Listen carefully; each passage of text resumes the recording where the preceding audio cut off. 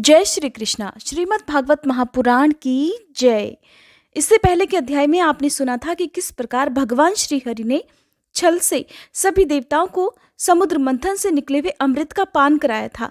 उससे पहले जो कालकूट नाम का विष समुद्र मंथन से निकला था, उसका पान भगवान शिव ने कैसे किया, अगर आप इस बारे में जानना चाहते हो तो इससे पहले का अध्याय आप जरूर सुनिएगा। श्री सुखदेव जी कहते हैं, हे परीक्षित, यद्यपि दानवों और दैत्यों ने बड़ी सावधानी से समुद्र मंथन का प्रयास किया था, फिर भी भगवान से विमुख होने के कारण उन्हें अमृत की प्राप्ति नहीं हो पाई।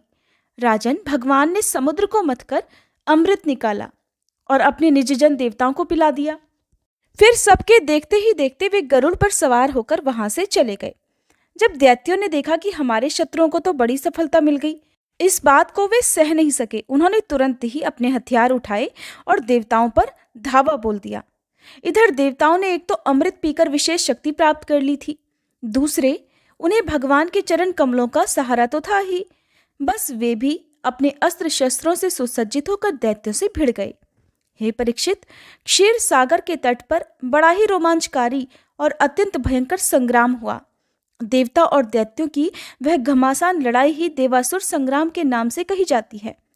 दोनों ही एक दूसरे के प्रबल शत्रु हो रहे थे, दोनों ही क्रोध से भरे हुए थे। एक दूसरे को आमने सामने पाकर तलवार, बाण और अन्य अनेकानेक अस्त्र शस्त्रों से एक दूसरे को चोट पहुंचाने लगे। उस समय लड़ाई में शंख, तुरही, मृदंग, नगाड़े और डमरू बड़े जोर से बजने लगे। हाथियों की चिंगाड़, घोड़ों की हिनहिनाहट, रथों की घरघराहट और पैदल सेना की चिल्लाहट से बड़ा कोलाहल मच गया। रणभूमि में रथियों के साथ रथी, पैदलों के साथ पैदल, घुड़सवार के साथ घुड़सवार और हाथी वालों के साथ हाथी वाले भिड़ गए। उनमें से कोई कोई वीर ऊंटों पर, हाथियों पर और गधों पर चढ़कर लड़ रहे थे। इस प्रकार जल, थल और आकाश में रहने वाले तथा देखने में भयंकर शरीर वाले बहुत से प्राणियों पर चढ़कर कई दैत्य दोनों सेनाओं में आगे आगे घुस गए। हे परीक्षित, उस समय रंग बिरंगी पताकाओं, स्फटिक मणि के समान श्वेत निर्मल छत्रों, रत्नों से जड़े हुए दंड वाले बहुमूल्य पंखों, मोर पंखों, चवरों और वायु से उड़ते हुए दुपट्टों, पगड़ी, कलंगी और आभूषण तथा सूर्य की किरणों से अत्यंत दमकते हुए उज्जवल शस्त्रों और वीरों की पंक्तियों के कारण देवता और असुरों की सेना ऐसी शोभायमान हो रही थी मानो जल और जंतुओं से भरे हुए दो महासागर लहरा रहे हों। परीक्षित, रणभूमि में दैत्यों के सेनापति विरोचन पुत्र बलि मय दानव के बनाए हुए वैहायस नामक विमान पर सवार हुए। वह विमान जहां चलने वाले की इच्छा होती वहीं पर पहुंच जाया करता था। युद्ध की समस्त सामग्रियां उसमें सुसज्जित थीं। परीक्षित, वह इतना आश्चर्यमय था कि कभी कभी तो दिखलाई पड़ता और कभी गायब हो जाता। वह इस समय कहाँ है? जब इस बात का अनुमान भी नहीं किया जा सकता था, तब भला बतलाया तो कैसे ही जा सकता था। उसी श्रेष्ठ विमान पर राजा बलि सवार थे। सभी बड़े बड़े सेनापति उनको चारों ओर से घेरे हुए थे। उस समय राजा बलि ऐसे जान पड़ते थे जैसे उदयाचल पर चंद्रमा विराजमान हो। उनके चारों ओर अपने अपने विमानों पर सेना की छोटी छोटी टुकड़ियों के स्वामी नमुची, शंबर, जंभ, उत्कल, मेघदुंदुभी, तारक आदि स्थित थे। ये सब के सब समुद्र मंथन में भी सम्मिलित थे, परंतु इन्हें अमृत का भाग नहीं मिला, केवल कलश ही हाथ लगा। इन सब असुरों ने एक नहीं अनेकों बार युद्ध में देवताओं को पराजित किया था, इसलिए वे बड़े उत्साह से सिहनाद करते हुए अपने घोर स्वर वाले शंख बजाने लगे। इंद्र ने देखा कि हमारे शत्रुओं का मन बढ़ रहा है, वे मदांध हो रहे हैं, तब उन्हें बड़ा क्रोध आया। वे अपने वाहन ऐरावत नामक दिग्गज पर सवार हुए। उसके कपोलों से मद बह रहा था, इसलिए इंद्र की ऐसी शोभा हुई मानो भगवान सूर्य उदयाचल पर आरूढ़ हो और उससे अनेकों झरने बह रहे हों। इंद्र के चारों ओर अपने अपने वाहन, ध्वजा और आयुधों से युक्त देवगण और अपने अपने गणों के साथ वायु, अग्नि, वरुण आदि लोकपाल हो लिए। दोनों सेनाएं आमने सामने खड़ी हो गईं।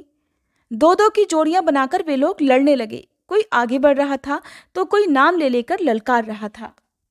इस प्रकार असुर और देवता रणभूमि में द्वंद्व युद्ध और सामूहिक आक्रमण द्वारा एक दूसरे से भिड़कर परस्पर विजय की इच्छा से बड़े ही उत्साह से तीखे तलवार और भालों से प्रहार करने लगे।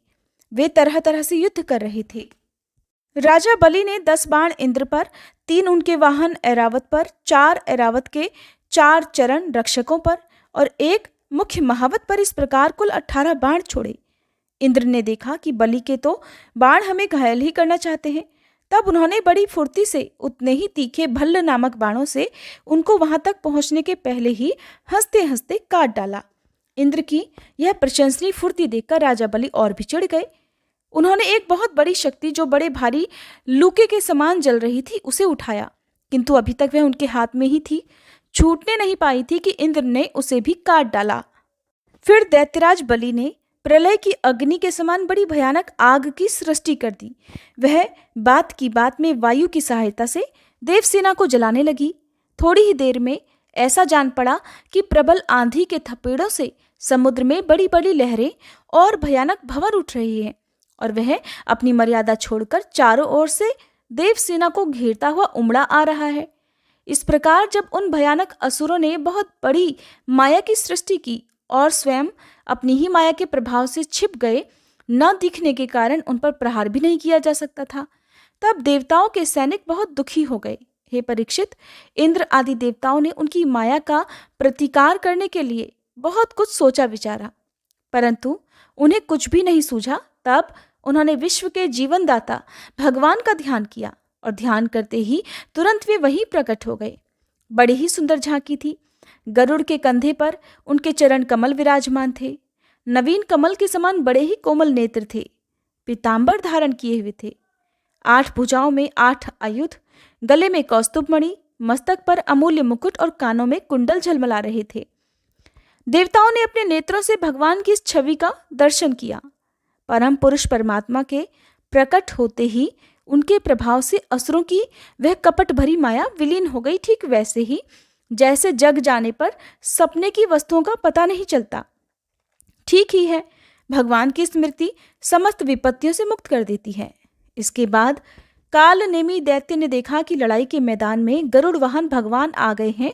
तब उसने अपने सिंह पर बैठे ही बैठे बड़े वेग से उनके ऊपर एक त्रिशूल चलाया। वह गरुड़ के सिर पर लगने ही वाला था कि खेल ही खेल में भगवान ने उसे पकड़ लिया और फिर उसी त्रिशूल से उसके चलाने वाले कालनेमी दैत्य और उसके वाहन को मार डाला। माली और सुमाली 2 दैत्य बड़े बलवान थे। भगवान ने युद्ध में अपने चक्र से उनके सिर भी काट डाले और वे निर्जीव होकर गिर पड़े। फिर माल्यवान ने अपनी प्रचंड गदा से गरुड़ पर बड़े वेग के साथ प्रहार किया, परंतु गर्जना करते हुए माल्यवान के प्रहार करते न करते ही भगवान ने चक्र से उसके सिर को भी धड़ से अलग कर दिया। शुकदेव जी कहते हैं, हे परीक्षित, परम पुरुष भगवान की अहेतु की कृपा से देवताओं की घबराहट जाती रही। उनमें नवीन उत्साह का संचार हो गया। पहले इंद्र, वायु आदि देवगण रणभूमि में जिन जिन दैत्यों से आहत हुए थे, अब उन्हीं के ऊपर वे पूरी शक्ति से प्रहार करने लगे। परम ऐश्वर्यशाली इंद्र ने बलि से लड़ते लड़ते जब उन पर क्रोध करके वज्र उठाया, तब सारी प्रजा में हाहाकार मच गया। परीक्षित, इधर ब्रह्मा जी ने देखा कि दानवों का तो सर्वथा नाश हुआ जा रहा है।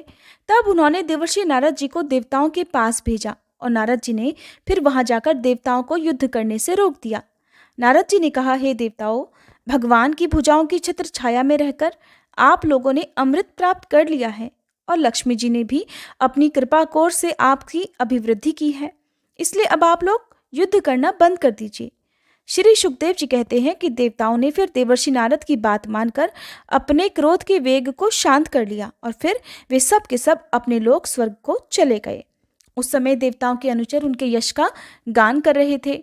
युद्ध में बचे हुए दैत्यों ने देवर्षि नारद की संपत्ति से वज्र की चोट से मरे हुए बलि को लेकर अस्ताचल की यात्रा की। वहां शुक्राचार्य जी ने अपनी संजीवनी विद्या से उन असुरों को जीवित कर दिया जिनके गर्दन आदि अंग कटे नहीं थे, बच रहे थे। शुक्राचार्य के स्पर्श करते ही बलि की इंद्रियों में चेतना और मन में स्मरण शक्ति आ गई। बलि ये बात समझते थे कि संसार में जीवन, मृत्यु, जय, पराजय आदि उलटफेर होते ही रहते हैं, इसलिए पराजित होने पर भी उन्हें किसी प्रकार का खेद नहीं हुआ। अब जानिए कि किस प्रकार भगवान श्रीहरि के मोहिनी रूप को देखकर महादेव जी भी मोहित हो गए थे।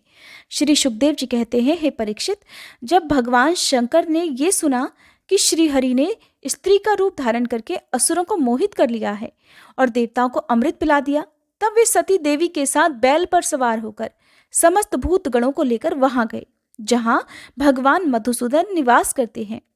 भगवान श्रीहरि ने बड़े प्रेम से गौरी शंकर भगवान का स्वागत सत्कार किया। वे भी सुख से बैठकर भगवान का सम्मान करते हुए मुस्कुराकर बोले। श्री महादेव जी ने कहा, समस्त देवों के आराध्य देव, आप विश्वव्यापी जगदीश्वर और जगत स्वरूप हैं।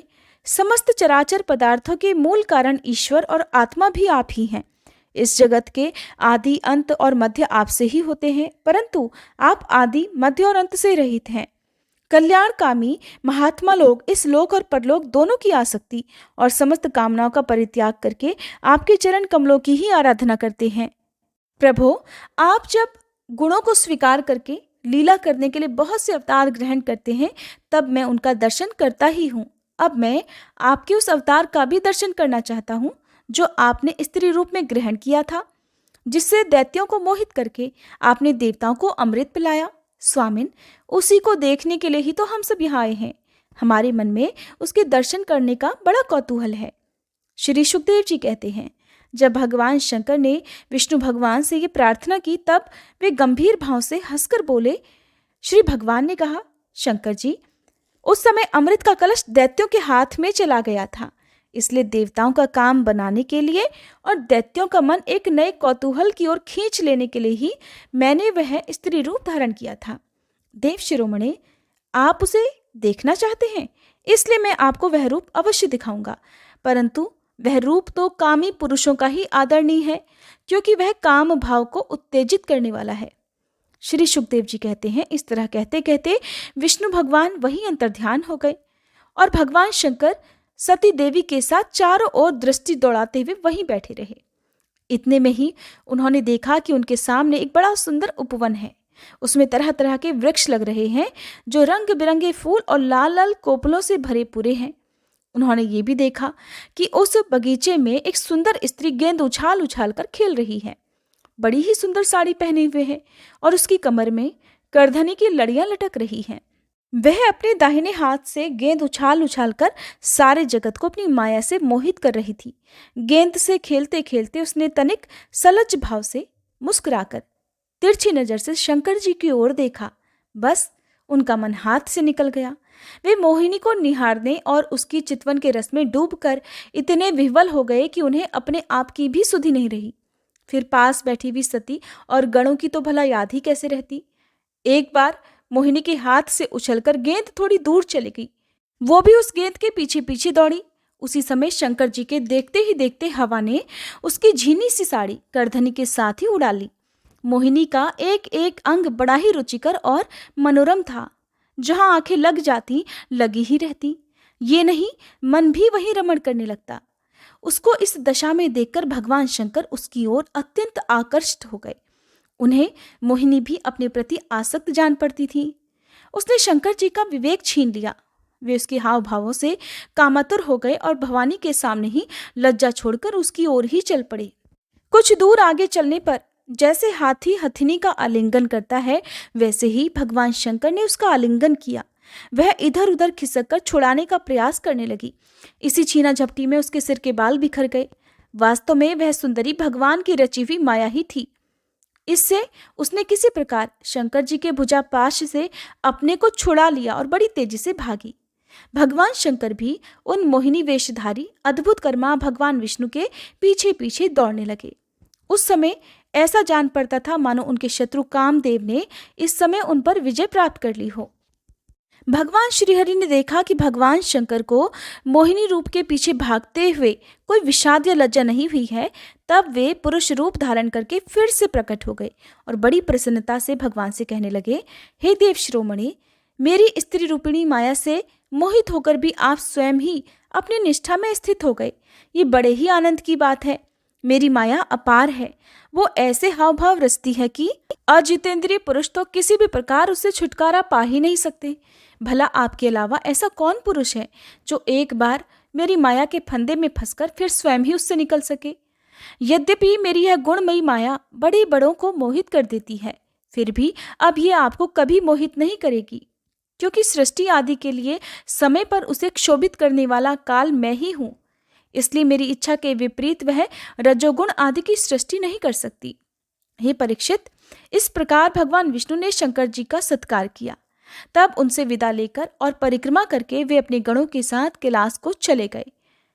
भरतवंश शिरोमणि भगवान शंकर ने बड़े बड़े ऋषियों की सभा में अपनी अर्धांगिनी सती देवी से अपने विष्णु रूप की अंशभूता मायामयी मोहिनी का इस प्रकार बड़े प्रेम से वर्णन किया। देवी, तुमने परम पुरुष परमेश्वर भगवान विष्णु की माया देखी? देखो, यो तो मैं समस्त कला कौशल विद्या आदि का स्वामी और स्वतंत्र हूं, फिर भी उस माया से विवश होकर मोहित हो जाता हूं। फिर दूसरे जीव तो परतंत्र है ही, अतः वे भी मोहित हो जाए, इसमें कहना ही क्या है। जब मैं 1000 वर्ष की समाधि से उठा था, तब तुमने मेरे पास आकर पूछा था कि तुम किसकी उपासना करते हो। ये वही साक्षात सनातन पुरुष हैं। न तो काल ही इन्हें अपनी सीमा में बांध सकता है और न वेद ही इनका वर्णन कर सकता है। श्री सुखदेव जी कहते हैं, हे प्रिय परीक्षित, मैंने विष्णु भगवान की यह ऐश्वर्यपूर्ण लीला तुमको सुनाई, जिसमें समुद्र मंथन के समय अपनी पीठ पर मंद्राचल धारण करने वाले भगवान का वर्णन है। जो भी पुरुष बार बार इसका कीर्तन और श्रवण करता है, उसका प्रयास कभी और कहीं निष्फल नहीं होता, क्योंकि पवित्र कीर्ति भगवान के गुण और लीलाओं का गान संसार के समस्त क्लेश और परिश्रम को मिटा देने वाला है। दुष्ट पुरुषों को भगवान के चरण कमलों की प्राप्ति कभी नहीं हो सकती। वे तो भक्तिभाव से युक्त पुरुष को ही प्राप्त होते हैं। इसी से उन्होंने स्त्री का मायामय रूप धारण करके दैत्यों को मोहित किया और अपने चरण कमलों के शरणागत देवताओं को समुद्र मंथन से निकले हुए अमृत का पान कराया। केवल उन्हीं की बात नहीं, चाहे जो भी उनके चरणों की शरण ग्रहण करता है, वे उसकी समस्त कामनाएं पूर्ण कर देते हैं। मैं उन प्रभु के चरण कमलों में नमस्कार करता हूँ।